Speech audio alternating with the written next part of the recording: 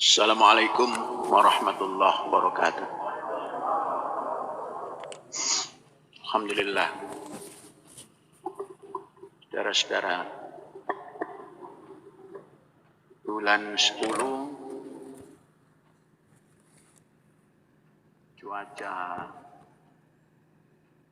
lingkungan kita sudah mulai berubah dengan adanya hujan yang mulai turun. Yang harus dipersiapkan adalah mempercepat saluran air yang ada di Cibanuang. Harus diselesaikan cepat. Jangan sampai nanti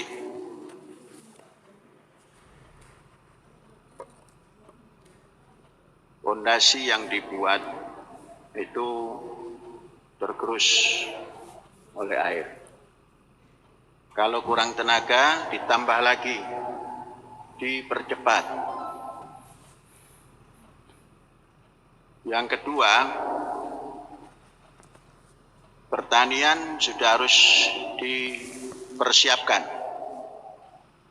P3KPI, penggarapan lahan, sudah harus dibuat perjanjian penggarapan lagi untuk tahun tanam 2021-2022. Mungkin ada pengurangan di dalam kampus karena ada yang dirubah menjadi perkebunan pisang dan juga mungkin perkebunan yang lainnya.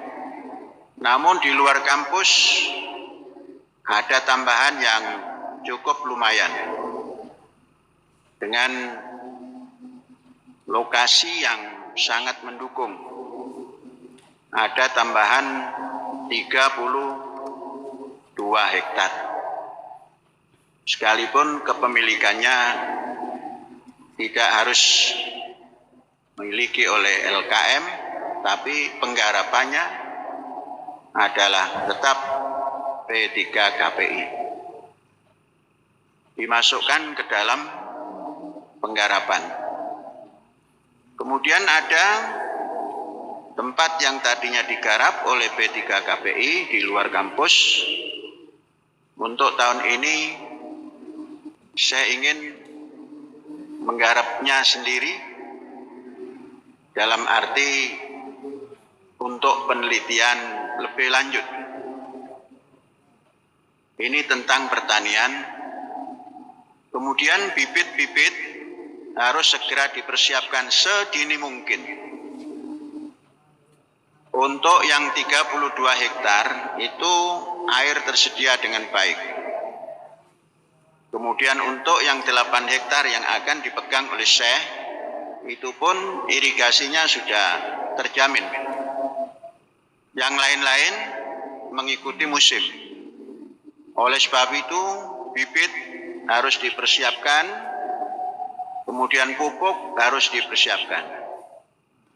Andainya ingin menanam basmati untuk periode musim penghujan ini, dipilihkan basmati yang batang pendek.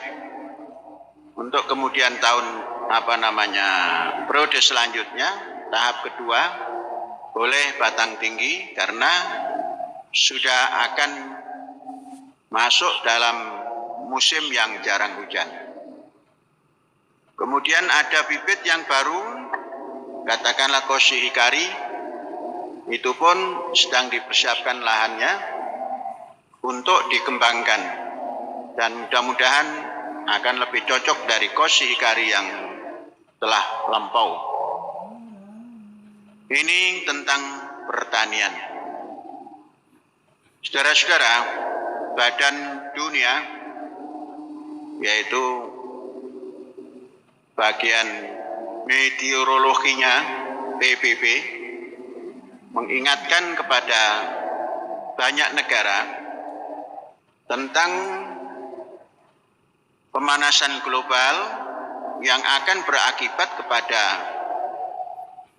kemiskinan air yang terdampak oleh pemanasan global akan terjadi kemiskinan air. Kemiskinan air sama halnya dengan kemiskinan pangan. Kemudian cuaca tidak terduga akan terjadi banyak perubahan-perubahan. Hujan, curah hujan juga tidak terdeteksi. Sering tidak pada waktunya. Kemudian panas juga seperti itu. Diingatkan bahwa akan terjadi perubahan iklim yang signifikan, yang kalau curah hujan tidak bisa dideteksi dengan tepat, panas pun seperti itu, dan kelangkaan air terus berkurang dari sejak kita berbicara hari ini. Oleh sebab itu, tatkala kita sudah mendapatkan peringatan seperti ini, mari kita dengarkan peringatan itu, kemudian kita mencari jalan yang terbaik untuk menanggulanginya. Tentang pulau yang kita tinggal, yakni Pulau Jawa, itu sudah lama dihitung oleh banyak orang, ahli. Pantai utara akan, bahasa kasarnya itu tenggelam, akan turun, tanahnya turun, air lautnya naik, curah hujan dari atas, yakni dari gunung semakin menggerus pesisir atau pantai. Nah, saudara-saudara, di dalam hal ini kita sudah mulai masuk ke pantai. Kita sudah mendapatkan peringatan. Maka kita harus mengeluarkan teknologi yang bisa mengantisipasinya. Kita tidak harus meninggalkan pantai karena kita baru mendapatkan pantai. Jangan seperti yang terjadi di Jakarta. Tatkala berita Jakarta hendak tenggelam, rame-rame meninggalkan Jakarta dan membuat ibu kota baru. Kita justru tidak harus menggunakan teknologi. Saya selalu menyontohkan negara yang pernah menjajah Indonesia, yakni Belanda, itu justru sejak lama, sejak zaman menjadi penjajah pun, lokasi negara Belanda itu minus sekian meter dari permukaan laut. Namun Belanda survive, mampu menjadikan air laut itu memotivasi para penduduk Belanda dan para ilmuwan Belanda, sehingga dari situ Belanda mempunyai tanggul-tanggul yang mumpuni, dan pantai-pantainya yang tadinya tidak bisa dimanfaatkan menjadi tempat peternakan sapi yang sangat bagus, menjadi tempat perkebunan sayur terbesar di dunia.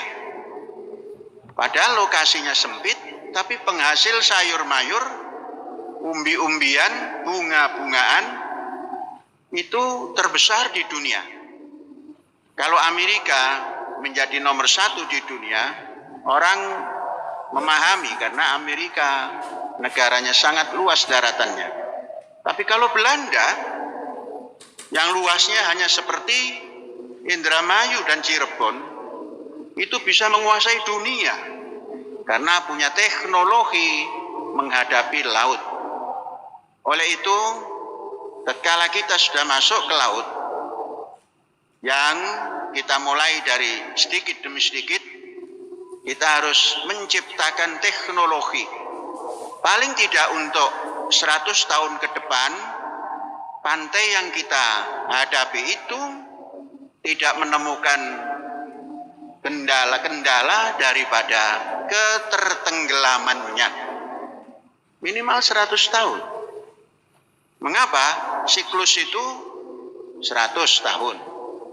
Jadi kalau 100 tahun itu bertahan, mungkin ke 200 tahunnya pun bertahan, dan seterusnya.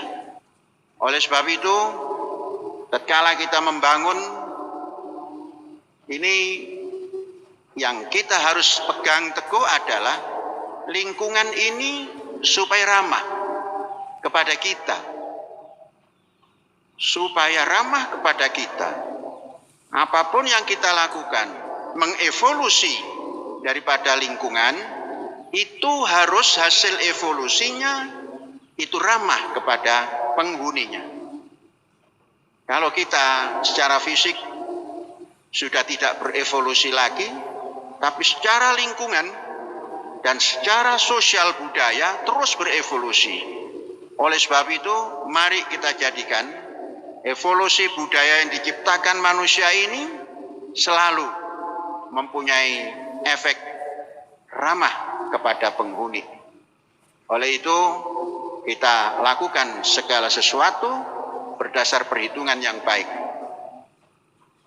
Tahun lalu kita merasakan ada luapan air yang menghantam masuk ke kampus. Jalan paling timur terendam, kemudian kedua dari timur terendam, dan terus mengalir jauh. Itu setelah saya teliti, satu, jembatan yang di depan itu terlalu rendah. Kemudian sungai tidak langsung lari ke depan, tapi harus berbelok. Belokan sungai yang tajam, kemudian berbelok lagi, kemudian berbelok lagi. Itu mungkin yang membuat tersendat. Sebab jembatan sudah rendah, di sebelah timurnya berbelok-belok, maka saya mengambil resiko tanah yang sudah kita miliki itu kita jadikan sungai. Artinya sungai tidak usah harus belok ke kiri, kemudian ke kanan baru ke kiri lagi. Mungkin itu yang menciptakan kemarin itu ada luapan air, itu luapan peringatan. Maka kalau kita sudah diperingati seperti itu, tidak boleh terjadi, tidak boleh terulang kembali. Kita coba meluruskan. Dan sudah terjadi pelurusannya, tinggal menguatkan bibir-bibir daripada sungai yang diluruskan itu. Itulah normalisasi. Mudah-mudahan hujan besar ini nanti di musim 21-22 itu air sudah bisa mengalir tanpa ada gangguan. Saudara-saudara, ini adalah hidup. Hidup itu ada pengalaman, dan pengalaman itu harus dibangun kembali oleh sensitivitas kita sehingga menjadi sebuah natijah pengetahuan yang menguntungkan dan yang ramah kepada manusia atau lingkungannya. Ini yang kita terus kerjakan dan jangan pernah berhenti untuk berevolusi seperti itu.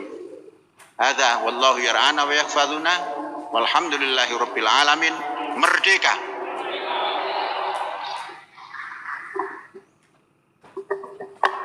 Tiga permohonan syarat gaib. Satu untuk Bapak Nasruddin bin Haji Muhammad Nasir, paman daripada Masel Santri Zaitun.